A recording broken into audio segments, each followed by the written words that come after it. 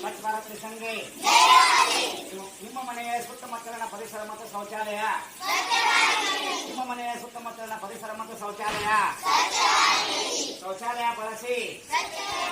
ಶೌಚಾಲಯ ಬಳಸಿ. ಶೌಚಾಲಯ ಬಳಸಿ. ಸ್ವಚ್ಛತೆ ಕಾಪಾಡಿ. ಸ್ವಚ್ಛತೆ ಕಾಪಾಡಿ. ಒಣ ಕಸ, ಹಸಿ ಕಸ, ಒಣ ಕಸ, ಕೊಳೆಯದ ಕಸಗಳನ್ನು, ಹಸಿ ಕಸ, ಒಣ ಕಸ, ಕೊಳೆದ ಕಸಗಳನ್ನು, ಒಣ ಕಸ, ಹಸಿ ಕಸ, ಕೊಳೆದ ಕಸಗಳನ್ನು ಹಾಕಲು, ಒಣ ಕಸ, ಹಸಿ ಕಸ, ಕೊಳೆದ ಕಸಗಳನ್ನು ಹಾಕಲು. We have to use three types of dustbin. There are three garbages. Total garbages, there are three types of garbages. First one is wet garbage. Second one is dry garbage. Third one is unsolved garbage, which meaning unsolved meaning. For example, glass, plastic, and plastic papers, and plastic also. These are unsolved garbages. Then dry papers, dried leaves. This is the dry garbage. This is dry garbage. This is green garbage. Grass and leaves and vegetables. Vegetables we use the green garbage and our wet garbage. This type dustbin. There are three types. We use the three types of dustbin. First one is green garbage, wet garbage. Second one is dry garbage. Third one is unsolved garbage. ಈ ರೀತಿಯಾಗಿ ನಾವು ಕಸಗಳನ್ನು ಹಾಕ್ಲಿಕ್ಕೆ ನಾವು ಮಾಡ್ತೀವಿ. 1% come you come ತಗೋ ಇದು ತಗೋ ಬುಕ್ಕಿನ ತಗೋ ನೀ ಬರ್ಬಾರ್ದು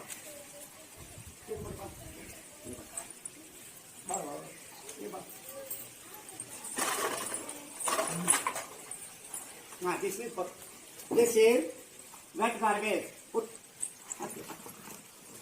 this way. Then dry garbages. Okay. And these are unsolved garbages. This type we use the dustbin. And you explain your house. And give the information to your parents. ನಿಮ್ಮ ತಂದೆ ತಾಯಿಗಳಿಗೆ ಮತ್ತು ಮನೆಯಲ್ಲಿ ಸುತ್ತಮುತ್ತಲಿರ್ತಕ್ಕಂಥ ಜನರಿಗೆ ನೀವು ತಿಳುವಳಿಕೆಯನ್ನು ನೀಡಬೇಕು. ನಾವು ಕಸಗಳನ್ನು ಬೇರೆ ಬೇರೆ ಮಾಡಬೇಕು. ಹಸಿ ಕಸ, ಒಣ ಕಸ ಮತ್ತು ಕೊಳೆದ ಕಸಗಳನ್ನಾಗಿ ನಾವು ವಿಂಗಡಣೆ ಮಾಡೋದನ್ನು ನಾವೆಲ್ಲ ನಾವು ಮನೆಯಲ್ಲೆಲ್ಲ ಹೇಳ್ಕೊಳ್ಬೇಕು.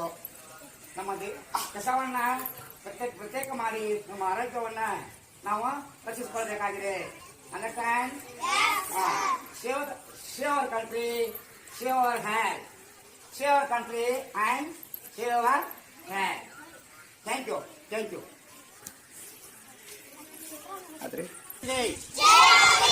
ಭಾರತ್ ಮಿಷನ್ಗೆ ನಮ್ಮ ಮನೆ ಸುತ್ತಮುತ್ತಲಿನ ಪರಿಸರ ಮತ್ತು ಶೌಚಾಲಯ.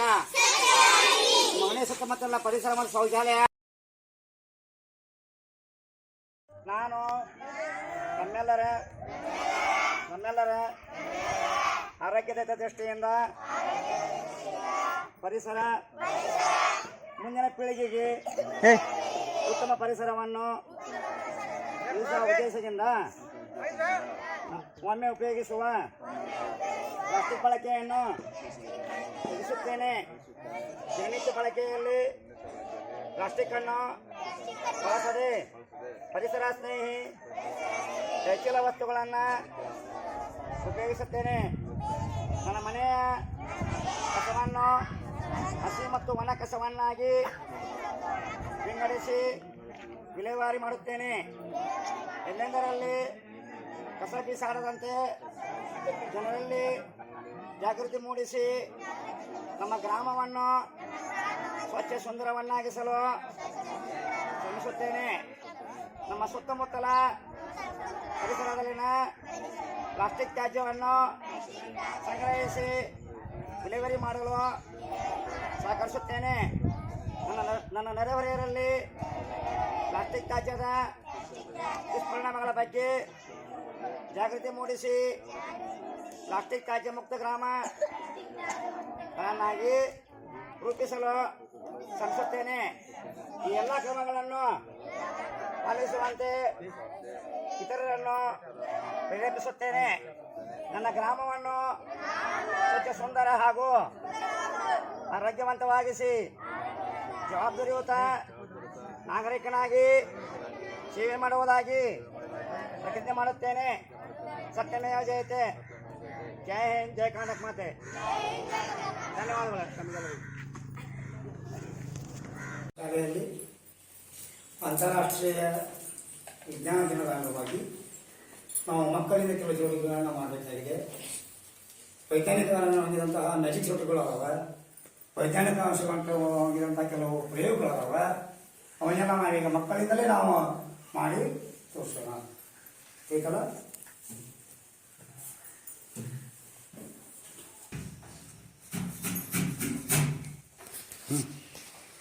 ಗಿಲಿ ಗಿಲಿ ಗಿಲಿ ಗಲ ಗಲ ಗಲ ಆಬ್ದ ಕಡಾಬ್ರ ಚೂ ಮಾತ್ರ ಗಾಳಿ ಪಟಕ್.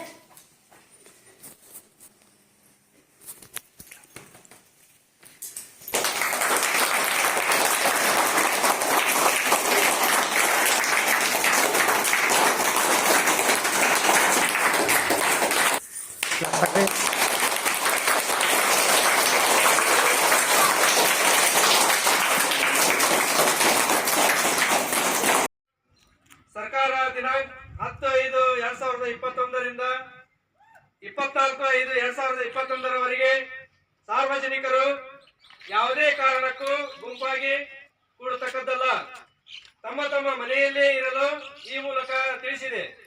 ಅವಶ್ಯಕ ವಸ್ತುಗಳನ್ನು ತರಲು ನಡೆದುಕೊಂಡು ಹೋಗಿ ತಮ್ಮ ಸಮೀಪದ ಅಂಗಡಿಗಳಲ್ಲಿ ಸಾಮಾಜಿಕ ಅಂತರ ಕಾಪಾಡಿಕೊಂಡು